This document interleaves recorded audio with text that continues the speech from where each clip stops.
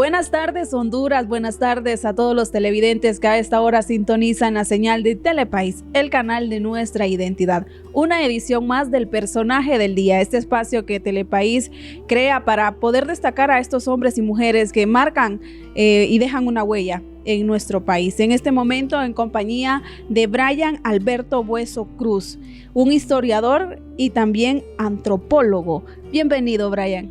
Muchas gracias por el espacio, muchas gracias a ustedes, los televidentes, por hacer parte de formar esta identidad a través de Telepaís.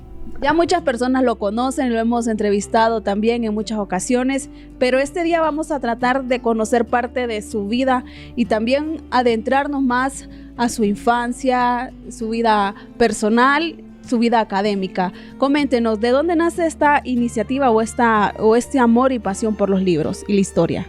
De hecho, el amor por los libros se lo agradezco a mi madre. Mi madre siempre fue una persona que le encantó leer, le encantó compartir. De mis recuerdos de niñez, porque mi mamá tuvo que trabajar una vez que se destruyó la familia de origen, que mi papá nos abandonó.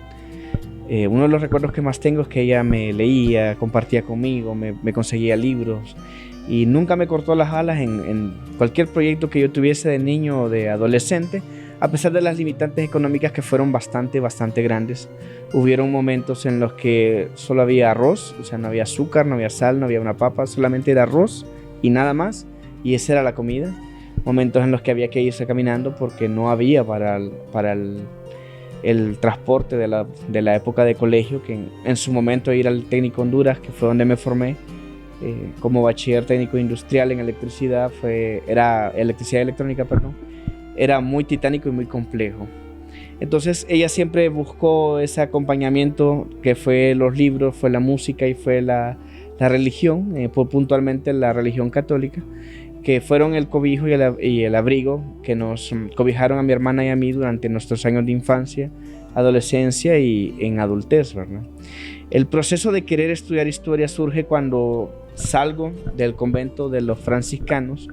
Pues me había formado para poder ser sacerdote, pero salgo enfermo pulmonarmente, recibo la influenza H1N1, doy positivo. En ese momento el médico que está en el hospital, el tórax, determina que es algo atípico, que hay que hacer exámenes puntuales y describen en ese momento que está surgiendo lo que sería el cáncer pulmonar. Entonces es ahí donde tengo que terminar mi relación con la orden franciscana y empezar mi proceso como laico, un proceso duro, puesto que las preguntas en ese momento surgen desde el punto de vista del creyente: ¿por qué a mí si se supone que estoy haciendo bien las cosas, ¿verdad?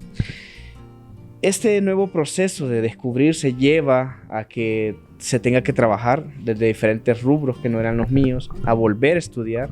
Ingreso a la Universidad Nacional Autónoma de Honduras desde cero, a sacar la carrera de historia, de licenciatura en historia y licenciatura en antropología.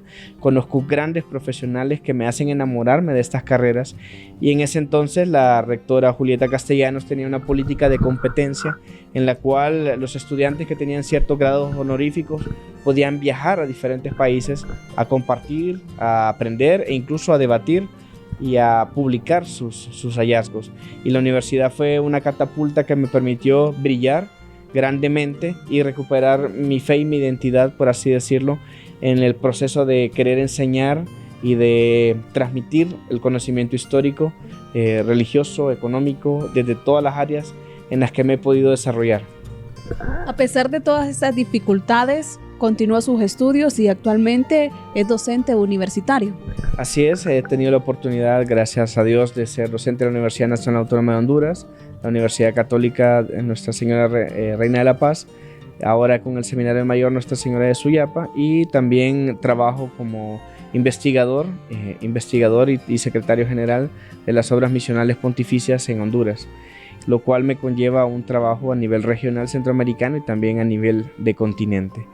Una de las frases que más me ha gustado por parte de uno de mis maestros era que el conocimiento que no se transmite se muere. Entonces hay que compartir el conocimiento, hay que aprender, reaprender y desaprender para poder irse formando y transformando. Y como le mencionaba a usted en su momento, si me permite una de sus manos, parte del conocimiento antropológico es analizar comprender cada uno de los contextos genéticos, sociales y culturales de nuestro país.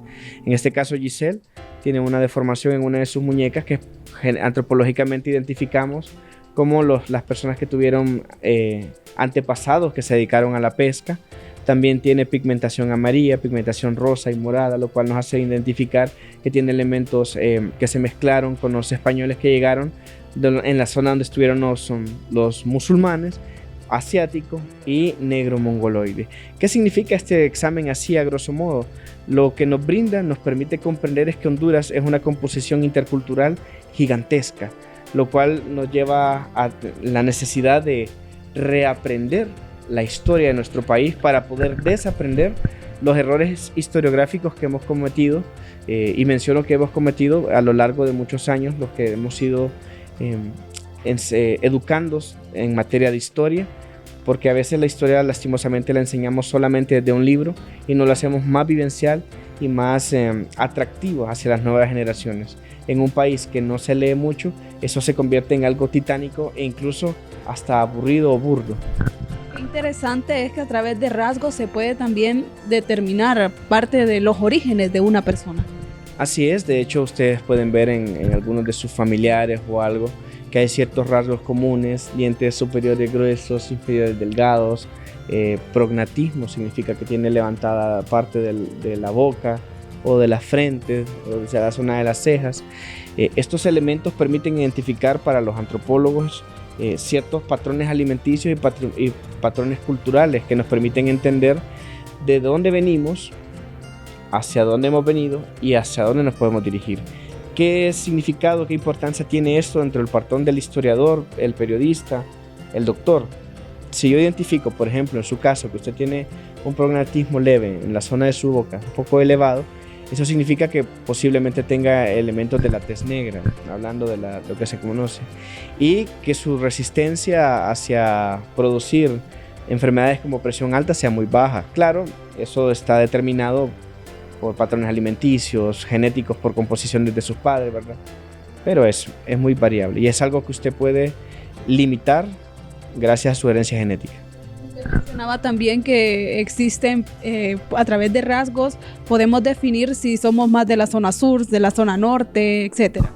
Así es, de hecho, el ejemplo que cuando tomé su mano por parte de la muñeca es un rasgo característico de la población de la zona sur, de la zona norte, el engrosamiento de la muñeca, porque me vean cachetón, no solamente es eso, es el consumo de ganado, el consumo de cerdo. También, de hecho, ustedes va a ver, por ejemplo, la famosa frase de, es blanquita y zarca, tiene que ser de Santa Bárbara. De hecho, hay mucha población blanca, la mayoría de la población blanca y de ojos zarcos proviene de la zona sur, característica que no es muy común, puntualmente de San Marcos de Colón. También un grado en Copán y otro grado muy marcado en Santa Bárbara, que esto lo podemos explicar con la llegada de los españoles, pero que puntualmente fueron los sitios donde menos se mezclaron con otros pueblos. Pero usted puede ver, por ejemplo, en Atlántida, en Ceiba, personas de tez morena con ojos de color, ojos azules o amarillos, los que se conocen coloquialmente como caracoles, que son una combinación que hace enriquecer los patrones genéticos de Honduras.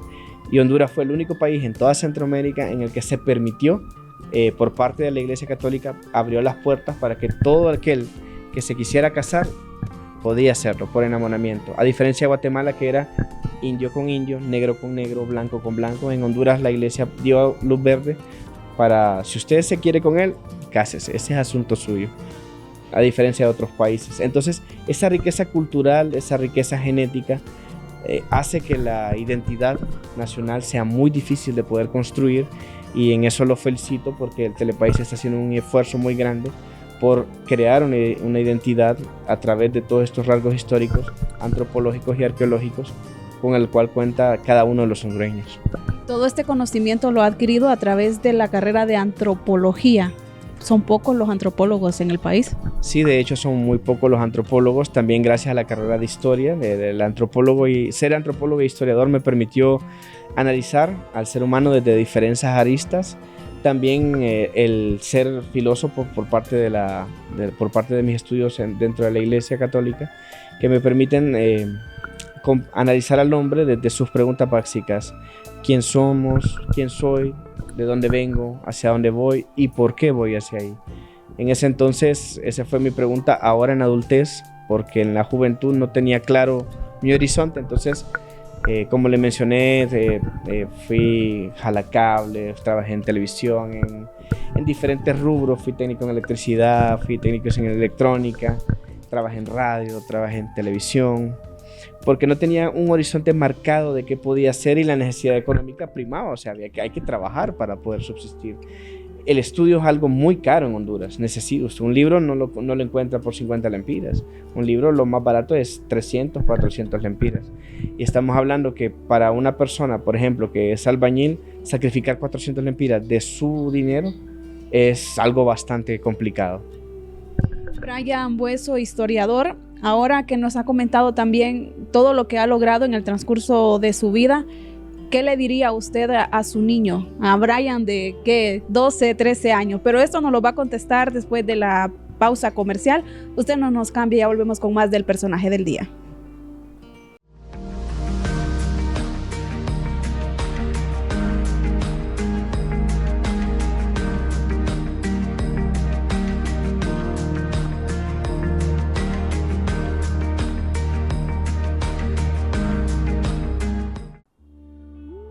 Gracias por continuar con nosotros en este espacio del personaje del día. Y este día estamos conociendo parte de la vida de Brian Alberto Bueso, quien es un amante y apasionado por el estudio de la historia.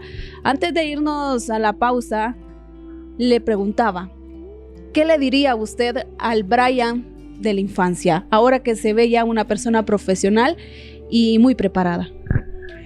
A mi versión de niño le diría que a pesar de todo, lo logramos, que hicimos orgullosos a mamá, que hicimos orgullosos a la hermana, la cuidamos y la protegimos hasta cuando ya tocaba que ella hiciera su camino, y que nos reconciliamos con papá, porque se fue un resentimiento muy marcado por muchos años, sobre todo en la adolescencia, y que lo logramos, que somos unos papás presentes. Soy un papá presente, un papá que desde que supo que iba a ser papá se convirtió en el hombre más feliz de la vida.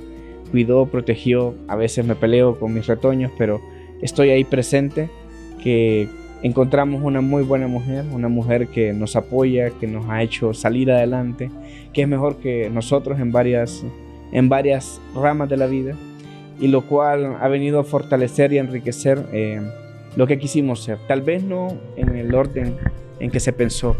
Tal vez no somos millonarios como queríamos serlo en aquella época, pero sí somos muy felices y que lo logramos. También usted ama también el estudio, la historia, pero en sus tiempos libres, ¿qué otras cosas le gusta hacer? De hecho, soy un pequeño combinado de muchas cosas. Yo aprendí por parte de mi madre y de mi abuela materna, que uno tenía que viajar, tenía que arriesgarse a viajar en montaña, andar en bus, andar en carro, andar en moto, en caballo, como fuera, porque era importante viajar y conocer, y como lo decimos los hondureños coloquialmente, pata de chucho. Entonces aprendí a identificar diferentes tipos de minerales, a escalar, aprendí a acampar. Entonces el proceso del tiempo libre se convirtió a veces en momentos de lectura, otros momentos de estar en montañados, y ya siendo adulto con mi propia motocicleta, siendo viajero de motocicleta, no en grupo de bikers como le dicen ahora, sino que individual, primero solo, después con mi madre. De hecho, con mi madre casi llegamos hasta El Salvador, porque andábamos perdidos en una historia aparte que hicimos. Nos fuimos los dos en motocicleta, casi conocemos a Bukeleb, con decirles eso.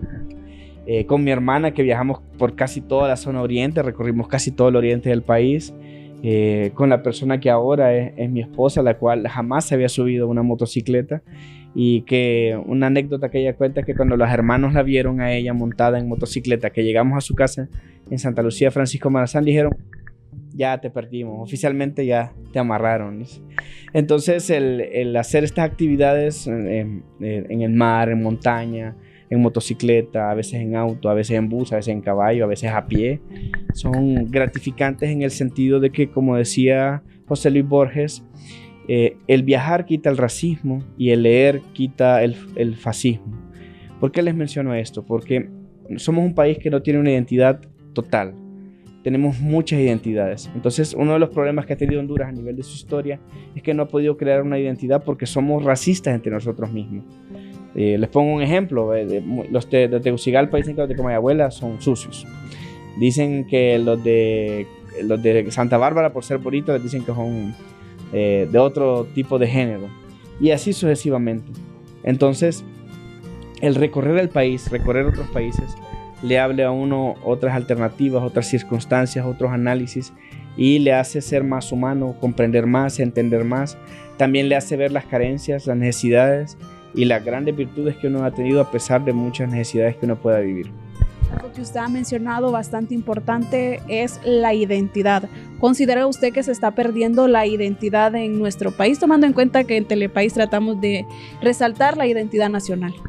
De hecho, la identidad de Honduras nunca se ha terminado de construir, no tenemos una identidad como tal.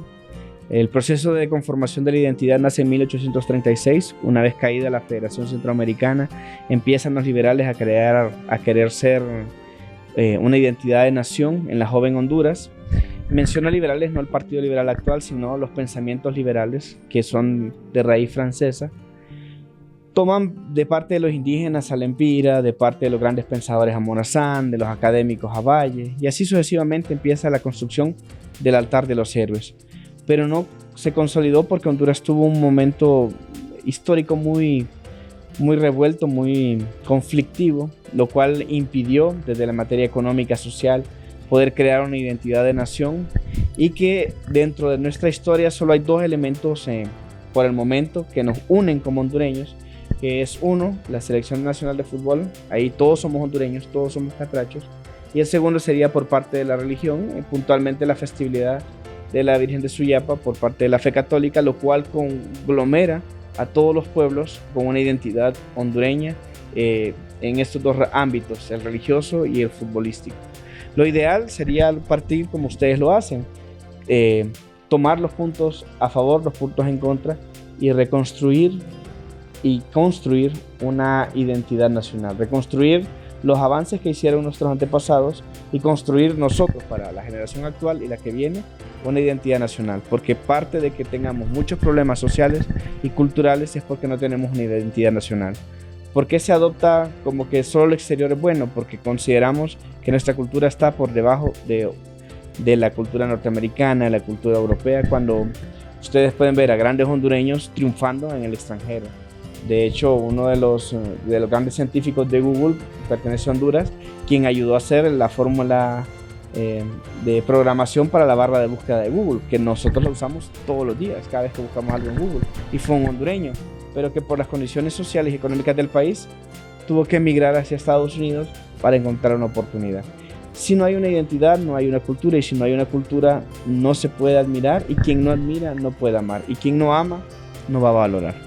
En su expertise, ¿cómo se debe de implementar la historia en centros educativos y en la sociedad también para que se pueda apreciar la relevancia y la importancia también de saber de nuestros orígenes? Algo que aprendí del maestro Ramón Rivera, del maestro Nulfo de la Costa, maestros de la Universidad Nacional Autónoma de Honduras, así como del maestro Omar Talavera, del Instituto Hondureño de Antropología e Historia, es que la historia tiene que ser vivencial, tiene que llegar.